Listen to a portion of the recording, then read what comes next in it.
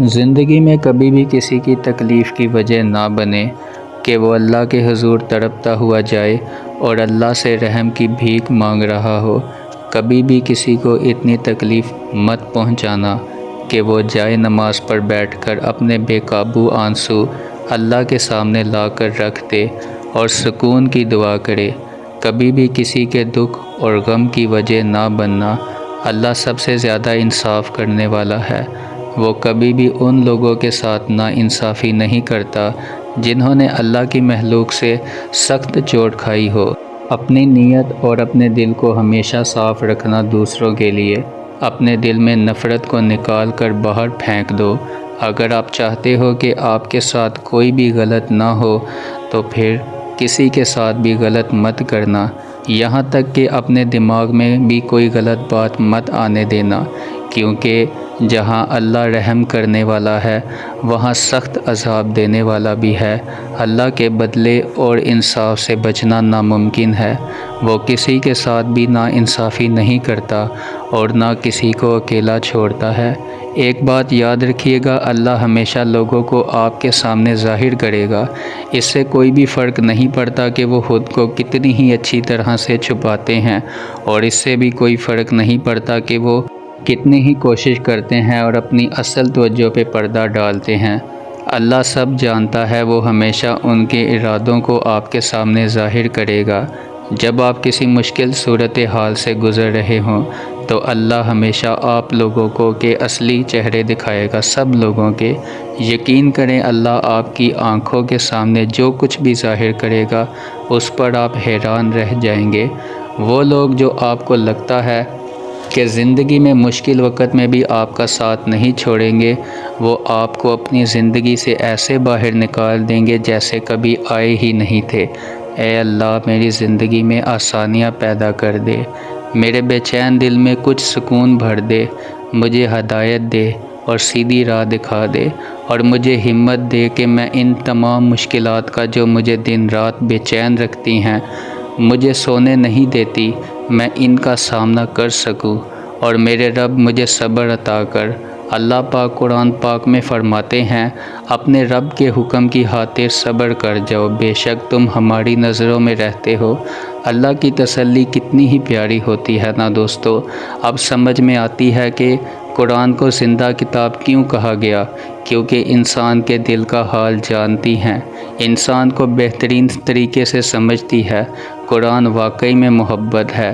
اللہ سے اتنا مضبوط تعلق بناؤ کہ جس روز تم اللہ کو آواز نہ لگاؤ کہ اللہ فرشتوں سے کہے کہ میرے بندوں کی آج آواز نہیں آئی، پتہ کرو اس کا اور میری مدد اس تک لے جاؤ، میرا رحم اس تک لے جاؤ تاکہ مجھے اس کی آواز آئے اور وہ مجھ سے کہے کہ اے اللہ میں ٹھیک ہوں۔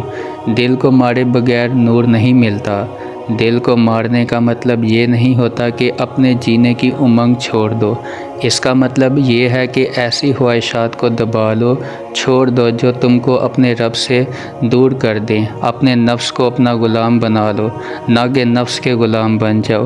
اپنے رب کے حکم کے آگے سر جھکا دو، یہ ہے دل کو مارنا۔ اور جب تک اپنے دل کو مار کر اپنے نفس پر قابو نہیں پایا جاتا تو پھر نور نہیں ملتا، اور جس کو نور مل جائے اس کو کسی چیز کی طلب نہیں رہتی۔ یوں تمہیں تمہاری من پسند چیز کو کھو دینے کے خوف سے گزار کر ہی وہ اپنا آپ یاد کرواتا ہے۔ یہ اللہ کے ہی فیصلے ہیں کہ وہ تمہیں کب اور کیا دیتا ہے، تو پھر یہ کیوں نہیں ملا اور وہ کیوں نہیں، یہ سوچنا تمہارا کام نہیں ہے۔ تمہارا کام بس دعا کرنا ہے اور یقین رکھنا ہے، کیونکہ تم خود اپنے لیے اچھے اور برے کا انتخاب نہیں کر سکتے، تم خود ہی اپنے ساتھ نا انصافی کرتے ہو۔ اللہ کبھی بھی تمہارے ساتھ نا انصافی نہیں کرتا۔ تم انسان ہو، تم ہر چیز کو نظر انداز کر سکتے ہو اور تم بھول بھی جاتے ہو، لیکن وہ تمہارا اللہ ہے نا جس نے تم کو بنایا ہے۔ جو بھی تم کرتے ہو وہ اللہ کچھ بھی نظر انداز نہیں کرتا، اور اللہ کچھ بھی بھولنے والا نہیں ہے۔ اللہ یہ نہیں پوچھے گا کہ دنیا میں تمہارا عہدہ کیا تھا اور کتنا تھا۔ اللہ یہ نہیں پوچھے گا دنیا میں کتنے لوگ تمہیں چلتے پھرتے سلام کرتے تھے۔ اللہ یہ نہیں پوچھے گا کہ دنیا میں تم نے کیا حاصل کیا اور کیا نہیں۔ اللہ تو یہ پوچھے گا کہ جب تمہارے کانوں میں اذان کی آواز آئی تھی تو تم نماز پڑھتے تھے؟ کیا تم نے اپنا دل صاف رکھا تھا؟ اپنے دل میں لوگوں کے لیے میل تو نہیں رکھی تھی؟ جب میں اپنے بندوں کو معاف کر دیتا ہوں تو پھر تم بندے ایک دوسرے کو معاف کیوں نہیں کرتے؟ اللہ پوچھے گا کہ مجھے حاصل کرنے کے لیے کیا محنت کی تھی۔ یہ بات اکثر خوف زدہ کر دیتی ہے کہ کل جب مجھے اللہ کے سامنے جانا پڑا تو کیا میں تیار ہوں؟ کیا میں کہہ سکوں گا کہ میں نے سب کام اچھے کیے ہیں؟ نہیں، لیکن ہم اپنے آپ کو کل سے بہتر تو بنا سکتے ہیں نا۔ جب اللہ تعالیٰ نے کہا ہے کہ اے میرے بندے، تم مجھ سے ایک بار معافی مانگو اور میں معاف کر دوں گا، تو پھر توبہ کر کے اللہ کو پانے کی کوشش بھی نہیں کر سکتے؟ یا اللہ پاک، آپ کے نیک بندوں سے سنا ہے کہ آپ جنت الفردوس کے مہمانوں کو اپنے دیدار کے لیے مسجد میں 5 وقت بلایا کرو گے، اور یہ جس دن سے سنا ہے اس دن سے جنت کی طلب نہیں بلکہ اللہ سے ملنے کی طلب ہے۔ کتنے ہی خوش نصیب ہیں وہ لوگ جن کو اللہ 5 وقت اپنے گھر کی دعوت دیتا ہے۔ میرے اعمال بے شک ایسے نہیں ہیں کہ ان کے ذریعے میں اللہ کا دیدار پا سکوں، مگر یا اللہ میں نا امید نہیں ہوں۔ آپ کی رحمت سے مجھے امید ہے کہ میری کوئی ایسی بات یا پھر کوئی بھی نیکی ضرور پسند آ جائے گی جس کی بدولت مجھے اپنا دیدار نصیب کریں گے۔ اس دنیا میں واقعی کوئی ایسا شخص نہیں جو آپ سے بے انتہا محبت کرے اور ہمیشہ آپ کو یاد رکھے، آپ سے مخلص رہے۔ ہاں، اگر ہے بھی تو اس میں نہ تو اس کا کمال ہے نہ ہی آپ کا۔ یہ وہ محبت ہے جو اللہ نے اس کے دل میں آپ کے لیے ڈال دی ہے۔ اگر وہ آپ کی قدر کرتا ہے یا آپ کو کوئی ویلیو دیتا ہے تو اللہ چاہتا ہے کہ وہ شخص آپ کا بن کر رہے۔ یہ تو اللہ نے چاہا ہے کہ وہ شخص آپ کو چاہے اور عمر بھر بھی چاہتا رہے، یہاں تک کہ آپ اس دنیا کو چھوڑ دیں گے پھر بھی وہ آپ کو نہیں بھولے گا۔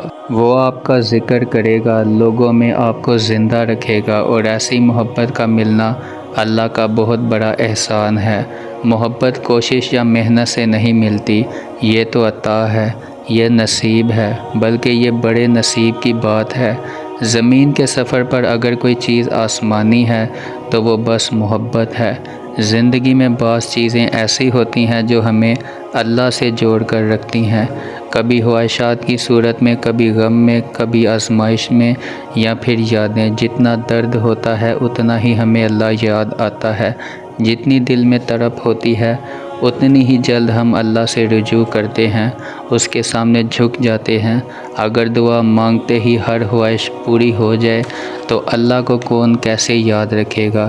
یہ صبر اور یقین ہی ہے جو ہمیں اللہ کے قریب کر دیتا ہے۔